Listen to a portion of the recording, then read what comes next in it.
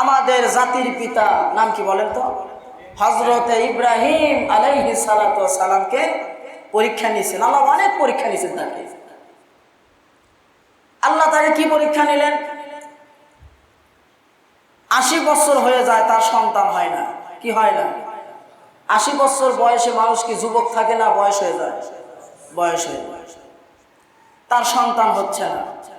আল্লাহর কাছে দোয়া করে, আল্লাহ আমাকে আপনি এমন একটা সন্তান দান করেন, নেককার আল্লাহওয়ালা সন্তান দান করেন। বলেন সুবহানাল্লাহ। কি সন্তান? নেককার আল্লাহওয়ালা সন্তান। আল্লাহ তার দোয়া কবুল করলেন। 80 বছর বয়সে আল্লাহ তাআলা তাকে একটা পুত্র সন্তান দান করলেন। বলেন সুবহানাল্লাহ। সন্তানের চেহারা এত সুন্দর দেখা যায়, যে তাকায় সেই পাগল হয়ে যায়। বলেন সুবহানাল্লাহ। কেন সুন্দর দেখা যায়?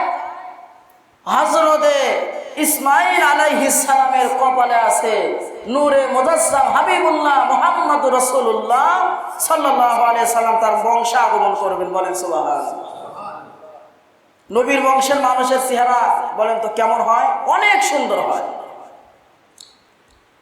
আল্লাহ হুকুম দিলেন, পরীক্ষা, দ্বিতীয় পরীক্ষা।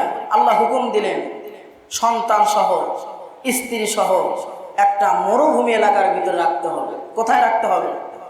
চলে যাও, মরুভূমি এলাকায় চলে যাও, সন্তানকে নিয়ে, স্ত্রীকে নিয়ে, যেখানে কোনো মানুষ নাই, কোনো পশু পাখি নাই, কিচ্ছু নাই। হযরত ইব্রাহিম আলাইহিস সালাম আল্লাহর হুকুম পেয়ে কিছু শুকনা খাবার নিলেন, কিছু পানি নিলেন, নিয়ে রওনা হলেন মরুভূমি এলাকার ভিতরে। মরুভূমি এলাকার ভিতরে চলে গেলেন। যাওয়ার পরে আল্লাহ তার উপরে আরেকটা হুকুম জারি করলেন। বলেন সুবহানাল্লাহ। হে আমার ইব্রাহিম, তোমার সন্তান ইসমাঈলকে রেখে, তোমার স্ত্রী হাজেরাকে রেখে তুমি আবার এখান থেকে চলে যাও। স্ত্রী আর সন্তানকে রেখে তুমি চলে যাও, তোমার আর এখানে থাকা চলবে না। নবীরা যা করে আল্লাহর হুকুমেই করে, ঠিক কিনা বলে?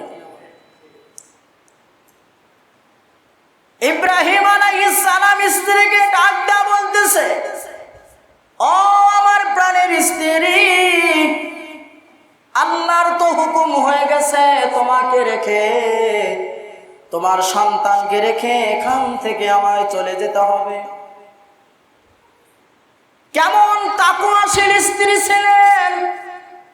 স্ত্রী ডাকটা বলে, প্রাণের স্বামী গো, আপনি এখানে আসছেন আল্লাহর হুকুমে। আল্লাহ যদি আপনাকে এখান থেকে চলে যেতে বলে তাহলে আপনি চলে যান, আমার কোনো অসুবিধা নাই। কি নাই? আমার কোনো অসুবিধা নাই। আল্লাহর হুকুম পেয়ে ইব্রাহিম আলাইহিস সালাম স্ত্রীকে রাখিয়া, ছোট্ট সন্তান ইসমাঈলকে রাখিয়া ওখান থেকে যখন চলে যায়, যাওয়ার কিছুদিন পর হাজেরা স্তনের দুধ শুকে গেছে, শুকনা কিছু খাদ্য নিয়ে গেছিল, খাদ্য শুকে গেছে। এমনকি পানি নিয়ে গেছিল, পানিগুলো ভরে গেছে। মরুভূমি এলাকা, কোথাও পানি পাওয়া যায় না। কি পরীক্ষায় ফেললেন! হাজেরা কিন্তু বেহুশ হয়ে পড়েন নাই। কি করলেন? ছোট্ট সন্তান পানির জন্য কান্দে, মা একবেলা না খেয়ে থাকে, কিন্তু সন্তানকে কিন্তু খাবার খাওয়ায়। কথা বলে ঠিক না ব্যাঠি? মা কি করলেন? হযরতে হাজেরা দৌড় দিয়ে উঠলেন পাহাড়ের উপরে। পাহাড়ের উপর থেকে ঝর্ণা পড়তেছে মনে হয়। ওঠার পরে দেখতে পায় ওইটা ঝর্ণা না, ওইটা হলো পাথরের উপরে রোদের ঝিলিক। বলেন আল্লাহু আকবার।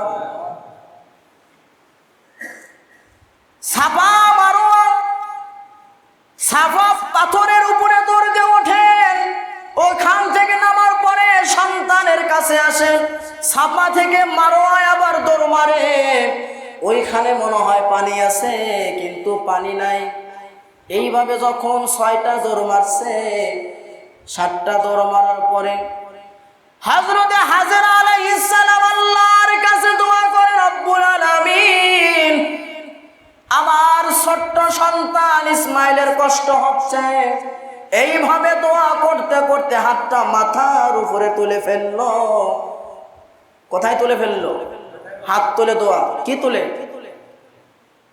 আচ্ছা বলেন তো, এই হাত তুলে দোয়া কি আমাদের নবী থেকে আসছে না পূর্বে থেকে চলে আসছে? কথা বোঝেন না মনে হয়। কোথা থেকে চলে আসছে? পানির জন্য দোয়া করতেছে, আল্লাহ পানি দাও, আমার ছোট্ট সন্তানের কষ্ট হয়। আল্লাহ রাব্বুল আলামিন জিবরাইলকে ডাক দেয়া বলতেছে, জিবরাইল, আমার ইসমাইলের কষ্ট হচ্ছে। কার কষ্ট হচ্ছে? আমার ইসমাইলের কষ্ট হচ্ছে, চলে যাও আমার ইসমাইলের পায়ের নিচ থাইকা তুমি একটা ঝর্ণা সেট করে দাও। বলেন সুবহানাল্লাহ।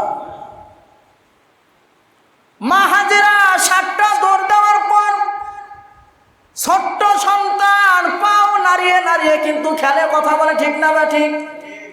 ছোট্ট ইসমাইল যখন পাওটা নাচাচ্ছে, এমন সময় মা লক্ষ্য করে দেখে পায়ের গোড়ালির নিচ থেকে ঝর্ণার পানি উঠতেছে। বলেন সুবহানাল্লাহ। মা হাজেরা কি করলেন? পানিটা সামনের দিকে চলে যায়, সামনের দিকে বাউন্ডারি দেয়।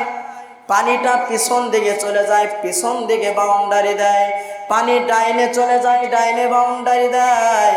পানি যখন বামে চলে যায়, বামে যখন বাউন্ডারি দিতে যায়, হযরতে হাজরা বলে, স্থির হয়ে যাও পানি, তুমি আর নড়াচড়া করো না। এমন সময় পানি যখন স্থির হয়ে যায়, ছোট্ট সন্তান ইসমাইলকে পান করায়। বলেন সুবহানাল্লাহ।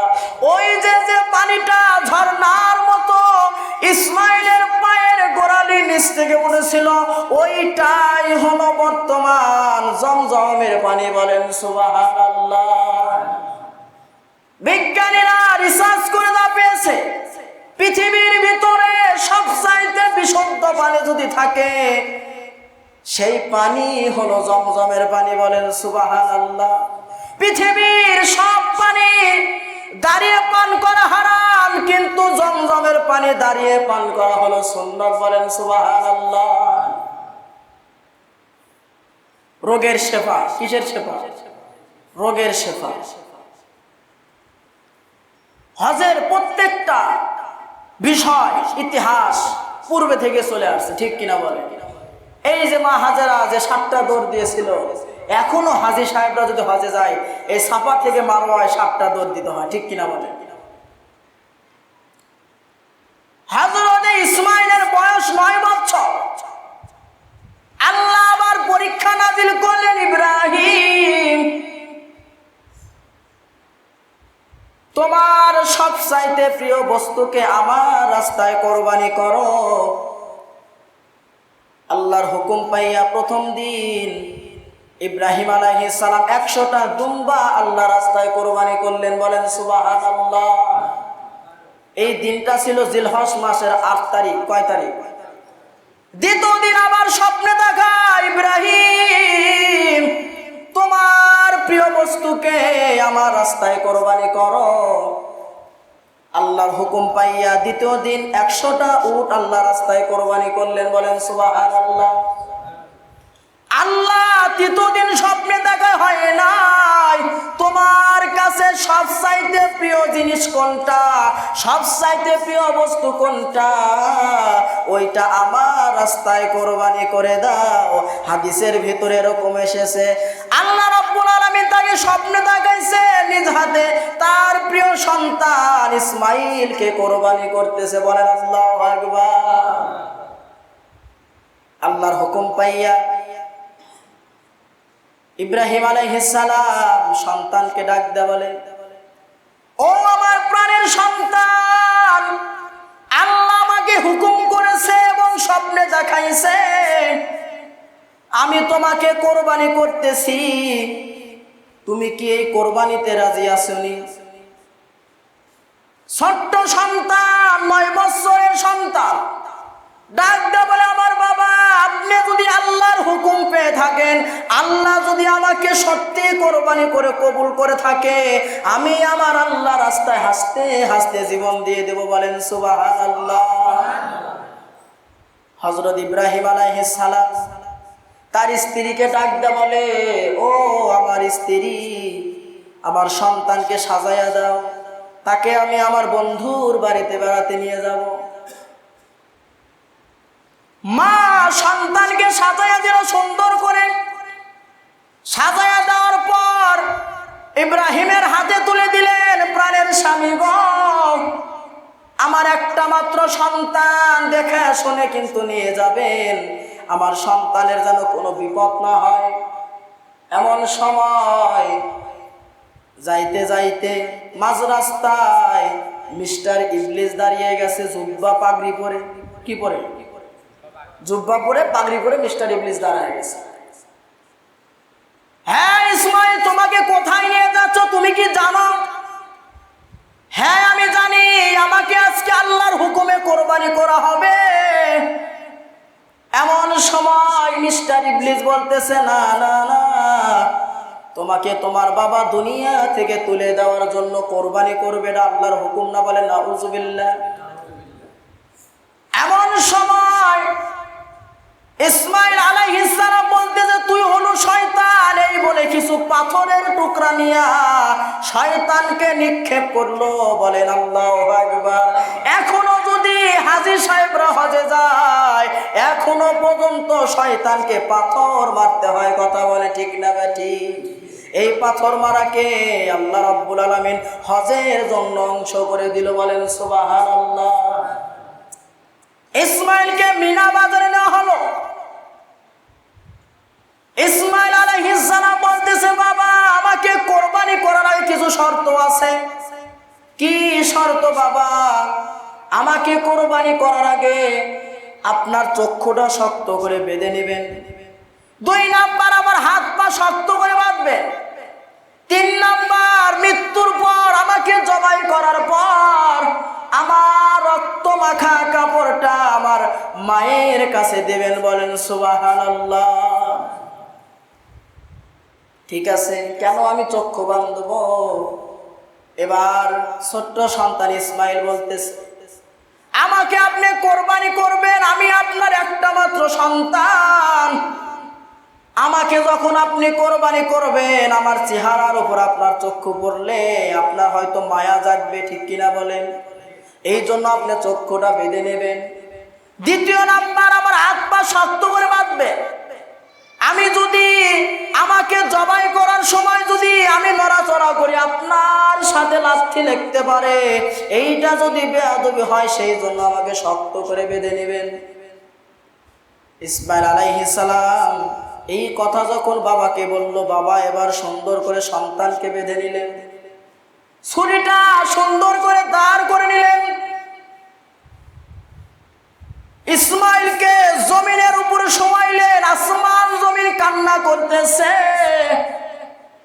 আসমানের ফেরেশতা আল্লাহকে বলতেছে, আল্লাহ হায় রে হায়, দুনিয়াতে মনে হয় কিয়ামত হয়ে যাবে।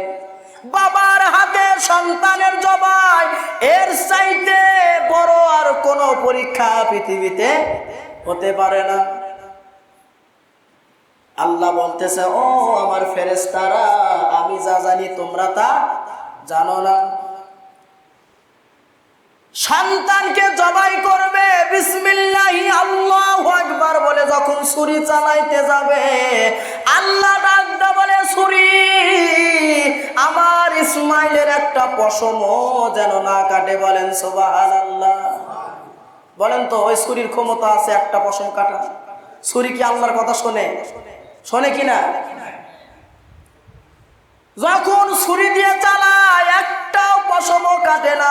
রাগ করে ইব্রাহিম আলাইহিস সালাম ছুরিটা যখন দূরে ফেলে দেয়, লক্ষ্য করে দেখে ছুরি এত ধারালো ছিল, ছুরি ফেলে দেওয়ার কারণে পাথরের টুকরা কেটে গেছে। বলেন আল্লাহু আকবার।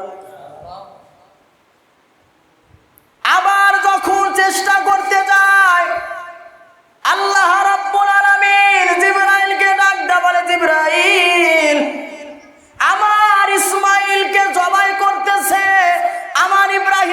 পরীক্ষার রেজাল্ট ভালো করেছে, চলে যাও চলে যাও, জান্নাত থেকে একটা দুম্বা নিয়া ইসমাইলকে সরাইয়া ইব্রাহিমের ছুরির নিচে রাখিয়া দাও। ইসমাইলের বদলে দুম্বা আজকে কোরবানি হবে, বলেন সুবহানাল্লাহ। জান্নাত থেকে জিবরাইল আলাইহিস সালাম একটা দুম্বা নিয়া ইসমাইলকে সরাইয়া যখন ছুরির নিচে রেখে দেয়, সঙ্গে সঙ্গে জবাই হয়ে যায়। ইব্রাহিম আলাইহিস সালাম আল্লাহর কাছে দুই হাত তুলে দোয়া করে, আল্লাহ আমি আপনার হুকুম পালন করেছি, বলেন সুবহানাল্লাহ। এই বলে তখন চক্ষুটা খুললো, চক্ষু খোলার পরে দেখতে পায় ইসমাইল সাইডে দাঁড়িয়ে হাসতেছে, আর তার ছুরির নিচে দুম্বা কোরবানি হয়ে গেছে। এইটা হলো পরীক্ষা। ইব্রাহিম বাড়িতে চলে যাবে, আল্লাহ ডাকতে বলে, ও আমার ইব্রাহিম, তোমার স্ত্রীকে তুমি বলে আসছ তুমি নাকি বন্ধুর বাড়িতে বেড়াতে যাবা।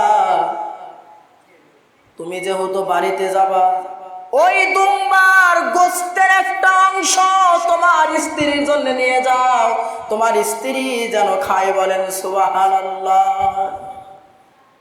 কোরবানি মানে ত্যাগ স্বীকার করা। কোরবানি মানে কি? এই কোরবানির পশু হাসরের কঠিন মুসিবতের সময় আপনি যখন ফুলসিরাত পার হতে পারবেন না, এমন সময় একটা পশু ফুলসিরাতের পারে আসবে, আসার পরে বলবে, ও ভাই তুমি আমার উপরে ওঠো, আমি তোমাকে ফুলসিরাত পার করে দেব। এমন সময় আপনি বলবেন, তুমি আবার কে? তখন বলবে, আমি হলাম আপনার 2024 সালের কোরবানির পশু, আমি হলাম আপনার 2020 সালের কোরবানির পশু। আপনি একমাত্র শুধুমাত্র আল্লাহকে সন্তুষ্ট করার জন্য আল্লাহ রাস্তায় কোরবানি করেছিলেন, এই কোরবানি আল্লাহ কবুল করেছিল, কবুল করে আজকে আপনাকে আমাকে আজকে ফুলসিরাত পার করার জন্য পাঠাইছে, বলেন সুবহানাল্লাহ। ইব্রাহিম আলাইহিস সালামের তাকওয়া ছিল। আল্লাহ বলতেছে, বান্দা তুমি গরু জবাই করো, তুমি গোশত খাও। গোশত কে খায়? গোশত আমরা খাই। আল্লাহ বলতেছে, তোমার কোরবানির পশুর রক্ত আমার কাছে পৌঁছায় না, তোমার গরুর গোশত আমার কাছে পৌঁছায় না, গোশত খাও তুমি, একমাত্র পৌঁছায় তোমার তাকওয়া, বলেন সুবহানাল্লাহ।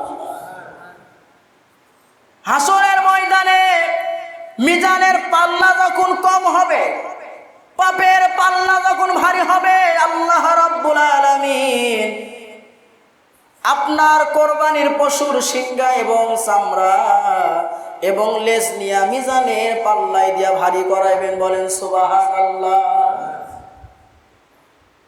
আজকে বাংলার জমিনে কোরবানি যাদের সামর্থ্য আছে কোরবানি দিতেই হবে।